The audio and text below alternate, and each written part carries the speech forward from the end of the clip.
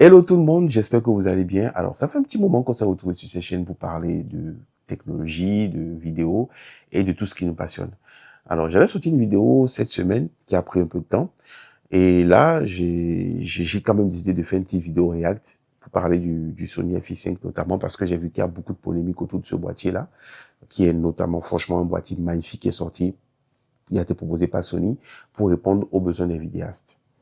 Je suis allé dans les forums, j'ai vu quand même que ce soit les forums des marques concurrentes comme Nikon, Panasonic ou encore Canon qui essaient de comparer leur boîtier justement au Sony FX5. Pour moi, je pense que euh, au-delà de la hype du boîtier qui est d'ailleurs un très bon boîtier et de la communication marketing de ces marques, il faut quand même mettre l'accent sur ce qui est important pour faire les bons choix. Et avant tout propos, on va commencer d'abord par parler du RAW, le RAW 16 bits que propose ce boîtier. Parce que j'ai vu que beaucoup de personnes comparaient ce RAW-là au Nikon ZR, le RAW 12 bits par exemple que propose le Nikon ZR ou encore au RAW d'autres marques. Eh bien, l'important c'est pas le nombre. Même si Sony a mis en avant le nombre, il s'agit du 16 bits, c'est pas le nombre. C'est plutôt la technique d'encodage, la technique de création de ce RAW. Sony propose un RAW linéaire 16 bits. Les marques, comme vous voulez, par exemple, comme le Nikon ZR, proposent un RAW logarithmique. La différence entre ces deux RAW, si vous prenez par exemple le RAW 16 bits, ok, le RAW linéaire, c'est un RAW qui va garder des informations. Bon, là, je vais faire simple, je vais parler dans les détails, qui va garder des informations utiles à l'image et des informations d'interprétation. Donc, en gros, par exemple, vous avez des informations pour justement travailler en post-production, travailler sur l'IDT, tout ce que vous voulez pouvoir en quelque sorte construire votre image. Mais il y aura aussi dans ces bits-là des informations d'interprétation pour essayer d'imaginer un peu à peu près ce qu'il y a dans les basses lumières, ce qu'il y a dans l'ombre. Voilà. Et c'est toutes ces données-là qui vont constituer, si vous voulez, ce RAW-là, ce RAW 16 bits, de façon linéaire. Alors que le RAW logarithmique, on n'est pas dans du linéaire, c'est un RAW avec des informations, je dirais, mais à 100% utiles. C'est pour ça que vous prenez un RAW 12 bits, il est très dense, il est lourd, mais chaque octet de ce RAW-là, vous l'exploitez vraiment pour votre image. Alors que si vous prenez un RAW linéaire 16 bits, il y aura des informations que vous n'allez pas forcément exploiter parce que ce sont des informations d'interprétation. Et là où Sony a frappé fort avec son boîtier d'ailleurs, c'est justement de se délester des informations inutiles. Voilà. Par exemple, vous prenez la débayorisation ou même parfois l'interprétation des pixels à côté et tout ça. Vous avez justement Sony qui se concentre avec son RAW sur chaque pixel, avec chaque couleur et de pouvoir comprendre des informations utiles, de l'intégrer à son RAW linéaire pour pouvoir vous sortir le maximum d'informations utiles pour justement pour l'image. C'est pour ça que vous avez justement un RAW très compressé. C'est ça que je trouve que le RAW de Sony, il est génial. Il s'agit pas d'un RAW 16 bits parce que c'est un RAW 16 bits qui est génial. Non, ce n'est pas le 16 bits qui rend le RAW du FX5 génial. C'est plutôt la compression de ce RAW-là qui en temps normal devait proposer des données, mais des données énormes, comparé par exemple même au RAW logarithmique du 12 bits du Nikon ZR, le fait justement d'exploiter, de tirer le meilleur de ce RAW, c'est ça qui rend en fait le RAW du Sony génial. Donc, ça c'est le premier élément.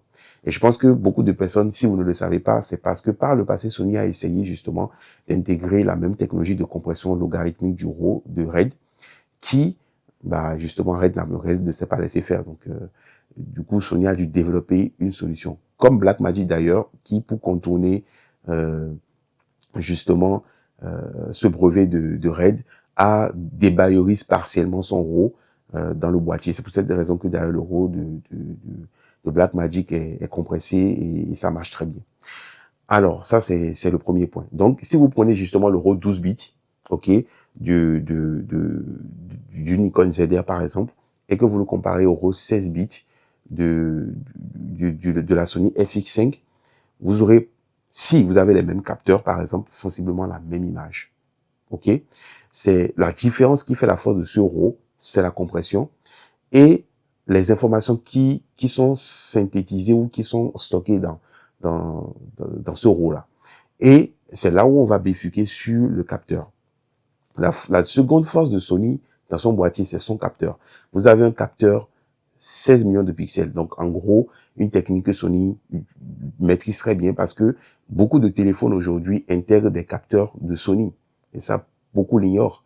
Et ces téléphones utilisent les technologies du pixel binning pour pouvoir optimiser la plage dynamique. Donc, en gros, on va compiler plusieurs pixels, 4 pixels pour en faire un. Donc, si vous voulez avoir réellement le nombre de pixels physiques réels du capteur, par exemple, de la FI5, vous allez le multiplier par 4 et vous aurez le bon chiffre, quoi. Donc, et c'est ça, en fait, qui fait que, ces macro-pixels-là, ces micro-pixels fusionnés en macro-pixels, comme on le dit, l'union fait la force, va vous permettre justement, au capteur de Sony d'avoir une plage dynamique de 15 tops de diaph et qui sera étendue par le dual gain.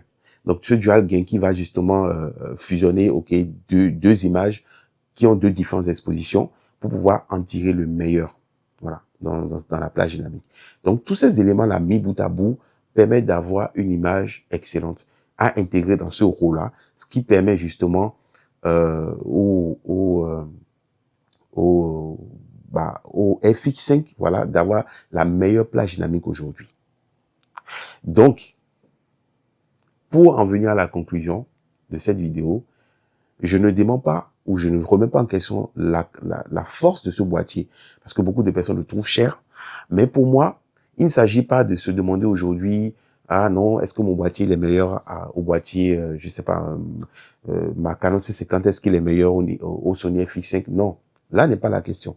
La véritable question aujourd'hui, c'est de savoir quel est votre besoin. Il y a deux choses très importantes, ou je dirais même trois, que vous devez prendre en considération lorsque vous comparez un boîtier. La première chose, c'est l'ergonomie. Est-ce que ce boîtier-là, vous avez du plaisir à l'utiliser, que ce soit dans le menu, que ce soit, par exemple, moi, j'ai une Nikon ZR, par exemple. Je sais que le menu du ZR, comparé à un menu Sony, moi, je préfère le menu Sony parce que, je suis habitué à travailler avec du Sony, avec du Canon, j'ai travaillé beaucoup avec ces boîtiers-là. Et pour moi, ces menus, facilement, je les configure en 2 temps 3 mouvements. Voilà. Mais le menu de Nikon peut être fastidieux parce que vous avez des menus avec des G17, des G18, des choses comme ça.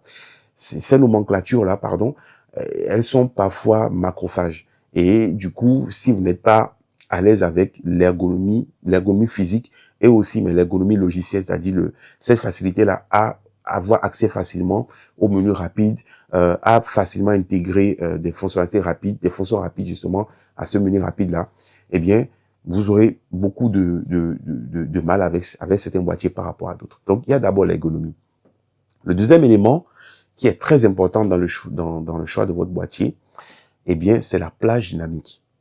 Aujourd'hui, tous les boîtiers récents sont excellents en termes de colorimétrie. Je veux parler de gamut, d'affichement de colorimétrie. Si vous avez très bien étalonné et que vous filmez les données, vous filmez en RAW, les données brutes du capteur, à quelques différences près, parce que vous avez un capteur en fonction de technologie, que ce soit du DJI, de l'empilé, du semi-empilé, tout ce que vous voulez.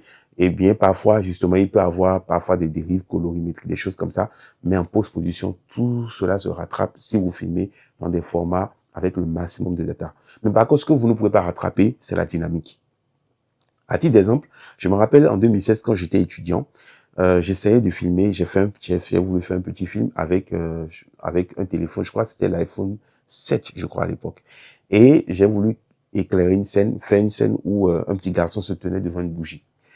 Mais le problème, c'est que je voulais faire un plan large et je voulais que la bougie éclaire ce garçon. Mais j'étais limité parce que mon téléphone à l'époque n'avait pas la plage dynamique qu'il faut. J'ai dû recomposer la scène autrement. Sinon, c'est que je devais utiliser des lumières que j'avais pas à l'époque pour pouvoir recréer cette ambiance éclairage bougie. La Sony FI5 avec son dual gain, avec sa plage dynamique, avec sa technologie de 16 millions de pixels et pixel binning, vous permet justement de compenser ce problème-là. Vous ne serez pas obligé de mettre plus de lumière pour pouvoir créer une scène. L'œil humain adore le contraste. Le cinéma joue beaucoup sur les contrastes de couleurs, les contrastes de lumière, tous ces éléments-là pour pouvoir créer des scènes beaucoup plus immersives.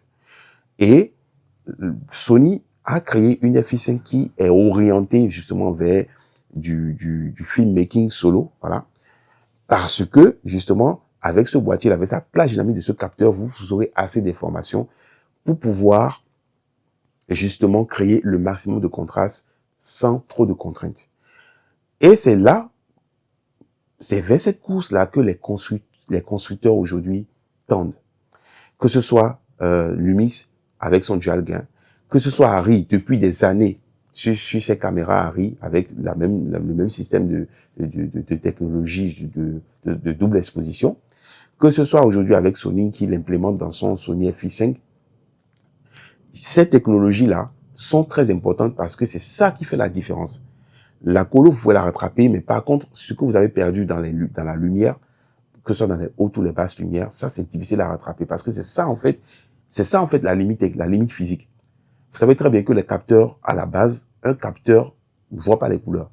Bien sûr, avec la technologie de la matrice de Bayer derrière, que ce soit avec les gélatines de couleurs, arrive justement à faire cette interprétation-là derrière. Blackmagic a essayé justement de trouver une solution en utilisant des capteurs d'UV RGB pour maximiser la plage dynamique des Pixie 12K par exemple. Vous avez des plages dynamiques, je crois, qui plafonnent les 16 stops de diaph. Vous avez Sony aujourd'hui qui utilise le pixel binning et le dual gain. Vous avez le Lumix S1 qui utilise le dual gain. Donc aujourd'hui, si vous devez choisir un boîtier, vous devez vous demander qu'est-ce que je filme régulièrement. Est-ce que je fais vraiment du cinéma? Est-ce que j'aurais besoin de filmer dans des conditions extrêmement difficiles? Ça peut arriver, mais généralement, on essaie de contrôler sa lumière. Donc, si vous arrivez à répondre à ce genre de questions-là, vous ne devez plus vous poser la question de savoir « Ah non, ma caméra elle est en retard par rapport à une autre ». Sony aujourd'hui vend de la technologie. Sony vend un pack optique excellent. Sony vend justement une technologie, un capteur qui a été développé très récemment et qui a été optimisé au maximum pour pouvoir utiliser la meilleure dynamique. Sony vend ensuite un RAW ultra compressé dans lequel vous avez le maximum d'informations. C'est tout ça que Sony vous vend à 5 000 €. Sony vous vend un autofocus excellent. Donc, toutes ces informations réunies ensemble fait que Sony propose un boîtier aujourd'hui qui est très compétitif. Mais est-ce que ce boîtier, vous en avez principalement besoin? Là, cette réponse, c'est vous qui l'avez. Moi, par exemple, j'ai le Nikon ZR.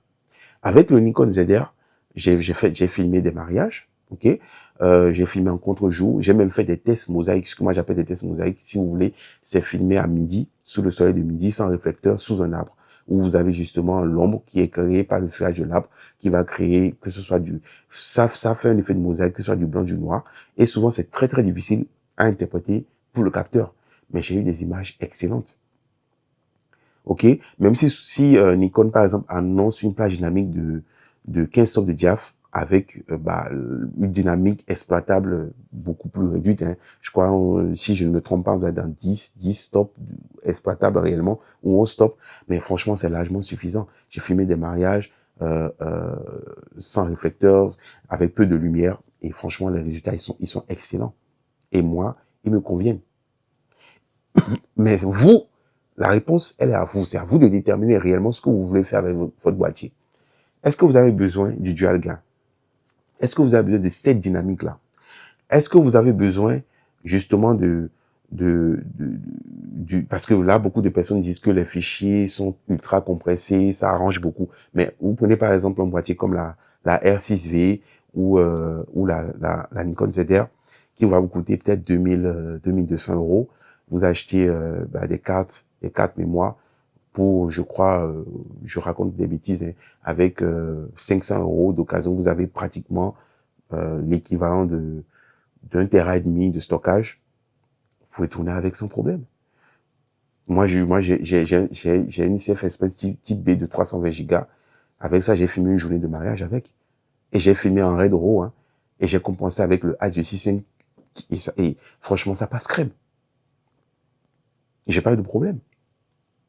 Le client ne saura pas à la fin si vous avez filmé avec je sais pas, avec une FX5 en plage dynamique. Non, le client s'en fout de ça. Ce qui est important, c'est de savoir réellement ce que vous voulez et de comprendre réellement les éléments les plus importants, notamment, est-ce que votre caméra vous permet de pouvoir assurer sans stress quand vous finissez de filmer, est-ce que vous n'êtes pas stressé de vous dire, est-ce que je pourrais rattraper en post-production tel ou tel élément de l'image? Si vous pouvez répondre à ce genre de questions et que votre boîtier a une bonne ergonomie, que ce soit dans l'utilisation, la simplicité, le plaisir d'utiliser votre boîtier, vous pouvez compter sur son autofocus, vous pouvez compter sur les objectifs, vous pouvez compter sur tous ces éléments-là. Ce boîtier-là, il est idéal pour vous. Le plus important, c'est pas le boîtier, c'est ce que vous en faites. Alors, nous arrivons à la fin de cette vidéo. Comme je dis, c'est vraiment une vidéo React pour justement mettre l'accent sur certains éléments parce que j'ai vu qu'il y a pour moi beaucoup de comparaisons sur Internet qui ne valent pas lieu d'être. Je pense que le plus important, c'est vraiment de se concentrer sur la création, sur justement développer ses connaissances. Voilà, parce que le milieu, il est en pleine évolution. Et ensuite, aller tourner, aller filmer, utilisez vraiment votre boîtier, prenez du plaisir à l'utiliser. Si vous avez les moyens et que vous voulez aller sur du Sony, faites-vous plaisir. Ne vous posez pas de questions sur, comment je vais dire, en gros, sur la pertinence de votre boîtier. Non. Si, depuis que la FI5 est sortie, c'est là où vous vous demandez, est-ce que j'ai fait le bon choix? C'est qu'il y a un problème. Si avant la sortie du FI5, vous disiez que bon, c'est pas mal, c'est vrai que aucun boîtier n'est parfait, mais quand même, j'arrive à avoir ce que je veux avec, eh bien, la question ne se pose pas, votre boîtier, il vous convient. Mais si derrière, vous commencez, parce qu'il y a un nouveau boîtier, il y a du 16 bits, ah ouais, le 16 bits, ah non. Là, franchement, je pense que vous allez à côté de la plaque. Alors, la prochaine vidéo que je vais la sortir sur, eh bien, la Blackmagic, la toute première caméra de cinéma de Blackmagic. Il s'agit de la BMCC 2.5K. C'est un boîtier que j'ai eu. C'était ma première caméra. D'ailleurs, j'ai fait beaucoup de tournages avec. J'ai même filmé des mariages avec à main levée. Ça n'avait pas de capteur stabilisé. Ça n'avait pas d'autofocus. Et j'ai filmé des mariages avec, j'ai filmé des spectacles avec, j'ai filmé beaucoup de projets avec. Et je parle de 2021, 2022, quoi. Voilà. Et la plupart des vidéos de ma chaîne YouTube jusque-là ont été tournées avec cette caméra-là. Donc, si je suis en train de vous la préparer une vidéo là-dessus, si ça vous intéresse, eh bien, faites-moi savoir en commentaire. Si vous avez des questions spécifiques, comme ça, je pourrais l'intégrer à la vidéo. Et si vous avez aussi des questions concernant tout ce qui a été dit jusque-là, n'hésitez pas à le poser dans l'espace commentaire et je me ferai un plaisir de vous répondre. D'ici là, portez-vous bien. Ciao.